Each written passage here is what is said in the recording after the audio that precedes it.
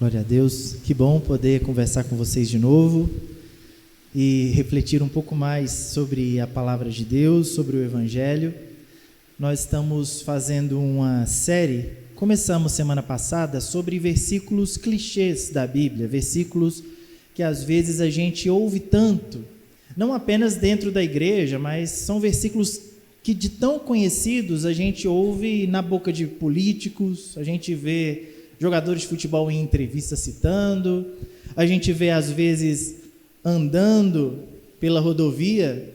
Esses dias para trás mesmo eu estava indo, não sei onde, estava indo trabalhar, mas eu estava andando e vi uma plaquinha só com a referência assim, pregada na árvore, João 3,16. Então esses são versículos que o povo conhece e infelizmente às vezes são citados fora do seu contexto ou sem a devida profundidade. E o exercício aqui é nós tentarmos nos voltar para eles e entendê-los dentro de uma certa profundidade que esse tempo nos possibilita ter. Eu gostaria que hoje nós lêssemos o texto, o versículo de Apocalipse. Qual é o versículo mais conhecido de Apocalipse? Apocalipse, capítulo 3, versículo 20. Apocalipse 3, 20, que provavelmente muitos aqui saberiam recitar de cor. Jesus dizendo: eis que estou à porta e bato. Se alguém ouvir a minha voz e abrir a porta, eu entrarei em sua casa, cearei com ele e ele comigo.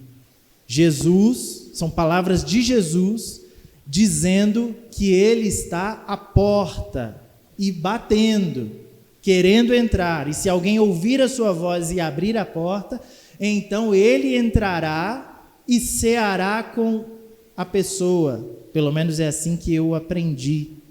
Ceará com o indivíduo. Esse versículo, de acordo com o que me foi passado, lá no início da minha experiência cristã, eu entendia que ele se tratava de um versículo que nós categorizávamos como evangelístico. É um versículo evangelístico. Isso é um texto, ou essas são palavras de Jesus para aqueles que nós chamamos de ímpios. Então Jesus está de fora do coração do ímpio, do pecador, do mundano. Jesus está batendo a porta do coração e ele, esse pecador, esse ímpio, ele precisa abrir a porta do coração para que então Jesus entre e traga ceia, traga salvação à vida desse indivíduo. Foi assim que eu fui ensinado. Foi assim que eu vi pregadores que eu ouvia aplicando esse texto. Às vezes numa praça pública, às vezes conversando com pessoas que não tinham tanto conhecimento do Evangelho, ele dizia: olha, Jesus está à porta do seu coração, eis que ele está à porta batendo. Se você ouvir a voz de Jesus, abra o coração e ele vai entrar e vai cear com você e você com ele. Então, um versículo aplicado em momentos de evangelismo. E eu sei que quem nos passou, não sei se mais alguém aqui teve essa concepção, aprendeu assim, mas eu acredito que quem nos passou o versículo desse modo, quem nos explicou dessa maneira, não estava mal intencionado. Também aprendeu errado. Porque essa, na verdade, é uma distorção do que esse versículo realmente representa. Ele é muito mais impactante, ele nos confronta muito mais do que isso, porque se ele é um versículo para ímpios, se ele é um versículo para o mundano, para quem está lá fora, então ele não nos diz nada. Nós já passamos dessa parte, nós já abrimos a porta, Jesus já está dentro do nosso coração, está tudo certo. Mas mais importante, disse isso na semana passada com João 3,16, mais importante do que conhecermos o texto, o versículo, é nós entendermos o contexto onde ele está. A quem Jesus disse essas palavras? A quem Jesus diz: eis que eu estou à porta e bato, se alguém ouvir a minha voz e abrir a porta, eu entrarei em sua casa, cearei com ele e ele comigo. A quem Jesus disse isso? E quando nós lemos o texto, nós vamos perceber que o versículo 20, que é o alvo da nossa reflexão, está dentro de uma perícope. O que é uma perícope? Se você tem uma Bíblia de papel assim como a minha, Os capítulos, eles têm alguns títulos. Eles têm fragmentos. Os capítulos são divididos em pequenos fragmentos. Às vezes vem um título acima desses fragmentos. Essas são perícopes. São porções do texto que têm uma lógica própria, que contam uma história específica. Então, os capítulos são divididos em perícopes, e tem perícopes que até são maiores do que capítulos, mas enfim. O versículo 20 está dentro de qual perícope dentro do capítulo 3? Faça esse exercício aí e fala para mim, se você conseguiu perceber. Quando começa a perícope, onde está o versículo 20? Começa no versículo 14. Jesus está dizendo, ele começa a se apresentar a uma igreja que fica em uma cidade específica. Então nós já entendemos que Jesus aqui não está dizendo a um indivíduo. Jesus não está falando para um perdido, para um ímpio, para alguém que está lá fora. Jesus está falando com uma igreja, com uma comunidade cristã, com uma comunidade que deveria ser dele, porque leva o seu nome. Jesus está falando com uma igreja, a igreja que está na cidade de Laodiceia. E é muito curioso nós sabermos um pouco a respeito da cidade de Laodiceia, porque a cidade tem muito a ver com a igreja. A cidade era tão rica, a cidade de Laodiceia era tão rica, que no primeiro século eles passaram por um terremoto, e os grandes empresários, digamos assim, da cidade, disseram: nós vamos reconstruir a cidade.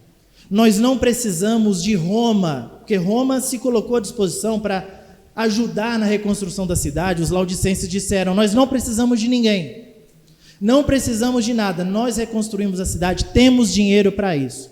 Lá era um centro bancário muito importante, um centro econômico muito importante. Além disso, eles eram produtores de uma lã negra para fazer roupas caras, roupas de luxo. Eles eram produtores de tecidos caros. Eles eram também produtores de um colírio para minimizar problemas diversos nos olhos. E eles também, pensando mais na sua estruturação, na sua distribuição de água, eles não tinham muitas fontes dentro da cidade de Laodiceia, então eles tinham que, através de dutos, pegar água em fontes externas à cidade. E próximo de Laodiceia tinha uma fonte de fontes quentes, de águas quentes. Laodiceia estava ali do ladinho de Caldas Novas, então eles pegavam as águas quentes, as águas termais, através desses dutos. Só que quando a água chegava na cidade de Laodiceia, a água já estava morna, já havia se dissipado um pouco do seu calor, ela já estava morna. E é interessante ver como essa igreja de Laodiceia, ela tem elementos que estão presentes na cidade. Quando Jesus conversa com os laodicenses, a gente percebe isso e as referências que ele está fazendo. Começando no versículo 15, após Jesus se apresentar no versículo 14, Jesus diz à igreja de Laodiceia: conheço as suas obras, sei que você não é frio nem quente, melhor que fosse frio ou quente. O que Jesus está dizendo? Ele está fazendo uma ironia com a situação de distribuição de água da cidade, e está dizendo: vocês, igreja de Laodiceia, são como a cidade, a água da cidade de vocês. Vocês não são frios, a água que vocês produzem não é gelada, boa para consumo, para se beber, e vocês não são quentes, vocês não são terapêuticos, vocês são uma coisa morna. E ele segue dizendo: assim, porque você é morno, não é frio nem quente, estou a ponto de vomitá-lo da minha boca. É o que Jesus está dizendo para a igreja de Laodiceia. Versículo 17, você diz: eu estou rico, adquiri riquezas e não preciso de nada. Exatamente a postura que os laodicenses tiveram diante do terremoto que lhes acometeu. Nós não precisamos de nada, nós reconstruímos a cidade, nós somos independentes, não precisamos da ajuda de ninguém, nós vamos fazer sozinhos. Essa é a postura, pelo que parece, também da igreja de Laodiceia. Jesus está dizendo: vocês se consideram muito independentes, mas a verdade é que vocês Não reconhecem que são miseráveis, dignos de compaixão, pobres, cegos e nus. E aí ele dá conselhos no versículo 18. Dou esse conselho: compre de mim ouro refinado no fogo. Vocês pensam que são tão ricos, mas a verdadeira riqueza procede de mim. Vocês têm que adquirir comigo a verdadeira riqueza. E você se tornará rico. Compre roupas brancas. Vocês não são os grandes produtores de roupa de luxo. Vocês precisam, na verdade, comprar de mim roupas para tapar a nudez existencial, espiritual de vocês. Vocês precisam adquirir comigo para cobrir a vergonha da sua nudez. E compre colírio para os olhos. Vocês que são os grandes produtores de colírio estão cegos, sem perceber o que está acontecendo. E o que está acontecendo é o que a gente vê no versículo 20. O versículo 19 ainda diz: repreendo e disciplino aqueles que eu amo. Por isso seja diligente, seja zeloso e arrependa-se. E começa o versículo no qual nós nos debruçaremos um pouco mais. Jesus diz para essa igreja: eis que eu estou à porta. Jesus está do lado de fora da igreja. Esperava-se que Jesus estivesse dentro, que Jesus fizesse parte do que a igreja está fazendo, porque a igreja é de Jesus. Ele é o dono das igrejas, das 7 igrejas da Ásia, como começa dizendo o Apocalipse. Ele é o dono das igrejas. Mas nós temos uma igreja que fechou Jesus do lado de fora.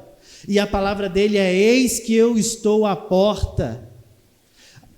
O verbo aqui de estou, ele sugere permanência contínua. Não é que eu acabei de chegar, eu estou aqui de pé já há um tempo. Eu estou à porta. E assim como a permanência de pé é contínua, a batida também é contínua. Eis que eu estou à porta e bato. Uma batida rítmica, uma batida constante. Jesus está batendo na porta dessa igreja que o trancou do lado de fora. Jesus está batendo, ele está lá, ele está insistindo. Isso aponta para nós a graça de Deus, a graça insistente de Deus que permanece às vezes de fora das nossas comunidades. Deus que está olhando para a igreja brasileira dizendo: gente, eu estou aqui à porta.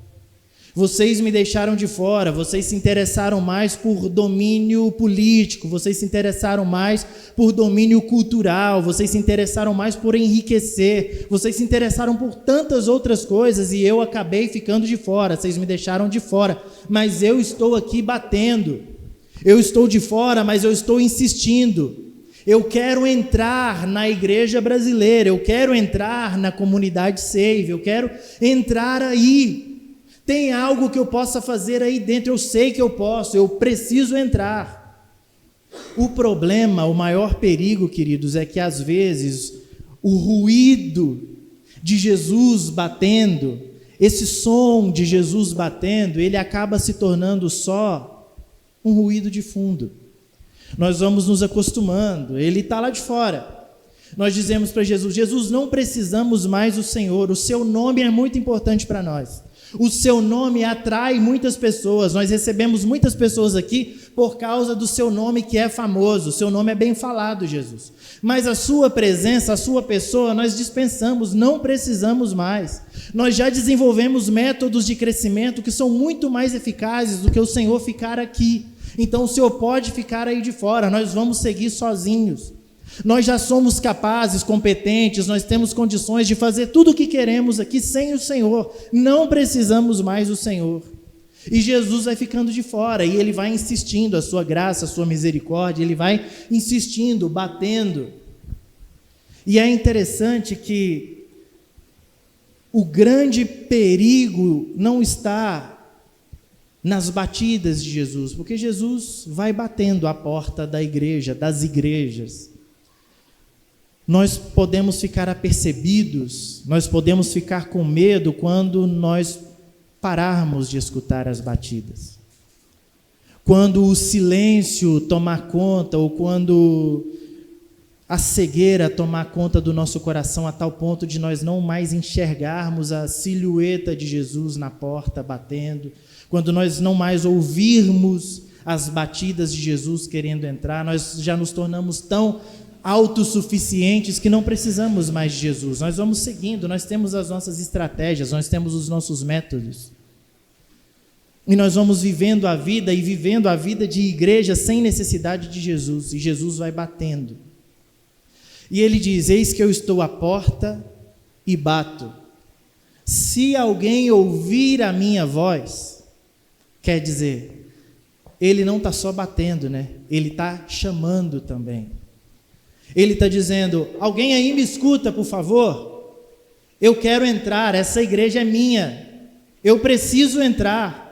Alguém pode abrir a porta para mim? Ele está falando, e ele está dizendo: se alguém ouvir a minha voz, se alguém aí se aperceber que eu estou falando aqui. E aqui a gente entende o seguinte: ele começa falando com a comunidade, ele começa falando com a igreja, com a coletividade, mas agora parece que ele transiciona para o individual, para o pessoal. É possível que a igreja ou que igrejas desenvolvam uma cultura em que Jesus é dispensável. Desenvolva métodos, desenvolvam uma forma de funcionar, desenvolvam um mecanismo, um sistema, onde não precisam mais de Jesus. Então Jesus apela para o indivíduo, Jesus apela dizendo: pode ser que alguém aí no meio dessa loucura, alguém aí ainda tenha um restante de lucidez, ainda consiga ouvir a minha voz. Se alguém aí no meio ouvir a minha voz, se alguém aí abrir a porta, porque é possível que no meio da loucura, no meio da barbárie, no meio da perdição, no meio das igrejas falsas, no meio da coisa esquisita, pode ser que alguém ali ainda não tenha o seu coração tragado pela podridão, pela religiosidade, alguém ainda consiga ouvir a voz de Jesus. Se alguém ouvir a minha voz, como é que nós ouvimos a voz de Jesus? Eu não sei se aconteceu com vocês, se é assim que aconteceu com vocês, se foi de forma diferente, mas às vezes Jesus fala conosco através de uma inquietação, de um sentimento de: Senhor, não é possível que é só isso, não é possível que servir a Deus é isso. É vir a uma igreja, é participar de ministérios de uma igreja, é participar da engrenagem de um sistema. Não é possível que é isso que é servir a Deus. Não é possível que servir a Deus é só cumprir rituais, é só obedecer o meu líder, é só fazer o que me mandam. Não é possível que é só isso. Aí essa inquietação vai tomando conta do seu coração, e é Jesus dizendo: eu estou à porta, abra para mim. E que bom que muitos aqui abriram os seus olhos e abriram essa porta para Jesus entrar. Às vezes a voz de Jesus também vem através de uma voz como a minha aqui. Alguém falando algo que você um dia ouviu e pensou: faz sentido isso que ele está dizendo, faz sentido o que ela está dizendo. Eu, por muito tempo, tive um pensamento diferente desse, mas ouvindo agora essa pessoa, faz muito sentido isso que está me sendo dito. Pode ter sido uma pessoa, alguém usado por Deus para fazer a sua mente se dilatar um pouco e o evangelho entrar de forma mais pura em você. E Deus usa vozes diferentes, pode ser a voz de alguém que está num lugar como esse, ou pode ser a voz de uma criança. Pode ser uma pessoa conversando com você despretensiosamente na fila de um posto de saúde, pode ser alguém do seu trabalho, no horário de intervalo, uma conversa onde você se despertou para algo que está acontecendo na sua vida e você não estava se apercebendo. E Deus pode falar conosco, Jesus pode falar conosco através das circunstâncias da vida, às vezes as mais dolorosas das circunstâncias da vida. Pode ser Deus nos dizendo algo, às vezes os sofrimentos que você já passou, pode ser Deus tentando dizer algo para você. Se alguém ouvir a minha voz, se alguém aí conseguir ouvir a minha voz e abrir a porta, eu acho que aqui a maior dificuldade é abrir a porta. Porque abrir a porta sugere vulnerabilidade, sugere você dizendo: nossa, eu cometi um erro. Eu deixei Jesus de fora, deixamos Jesus de fora. Cometemos um erro. Nós, enquanto igreja, precisamos parar, retroceder, voltar atrás e por outro caminho, porque cometemos um erro. Estávamos vivendo e seguindo a vida sem Jesus. Estávamos vivendo e celebrando sem Jesus. Cometemos um erro, precisamos voltar atrás. Abrir a porta é arrependimento, é retroceder, é reconhecer erro. E como é difícil, né, gente, reconhecer erro. Mas nós precisamos ter essa atitude. Se Jesus está falando com você, ouça, reconheça, abra a porta.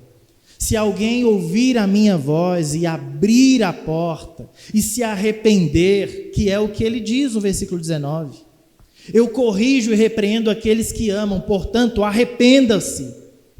Analise e veja o que precisa de arrependimento, ouça a voz que te chama à porta e arrependa-se, abra essa porta. Se alguém ouvir a minha voz e abrir a porta, eu entrarei em sua casa e cearei com ele e ele comigo.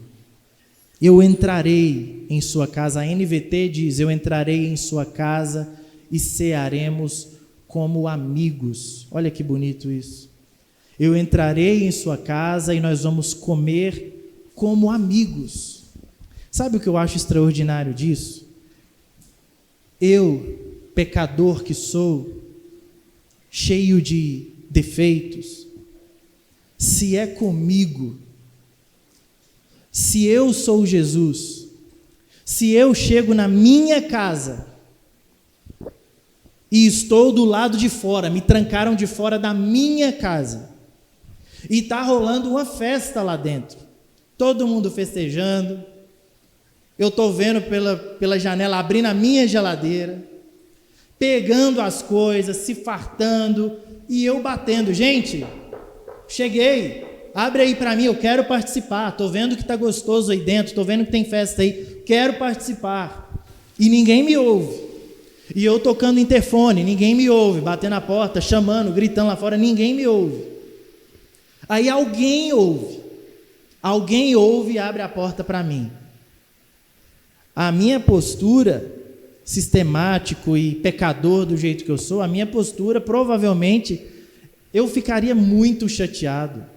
E eu entraria assim, dando sermão em todo mundo: como que vocês me deixam do lado de fora? Vocês não pensaram que eu tinha hora para chegar, que eu estava ali do lado de fora? Ninguém olhou para fora. Sai da minha casa, pode ir embora todo mundo. Que desaforo é esse? Eu estar de fora da minha casa e ninguém abrir a porta para mim. Quem mandou trancar? Eu quero saber o nome. Quem mandou trancar? Eu ficaria muito chateado sendo colocado para fora da minha própria casa desse modo. Mas a postura de Jesus é muito diferente da minha. Muito diferente, talvez, da sua. Não sei se você seria mais como Jesus, espero que sim, ou mais como eu, mas Jesus diz: se alguém abrir a porta, eu entrarei, não para estabelecer uma inquisição. Quem foi? Quero agora os nomes dos culpados. Quem deu a ideia de me colocar do lado de fora? Não é esse o objetivo de Jesus. Não é fazer um julgamento, não é apontar os culpados, não é denúncia. O que Jesus quer fazer é restabelecer a amizade que foi perdida por aqueles que estão dentro da casa. Restabelecer a comunhão que foi negligenciada por aqueles que estão na igreja, por aqueles que o colocaram para fora.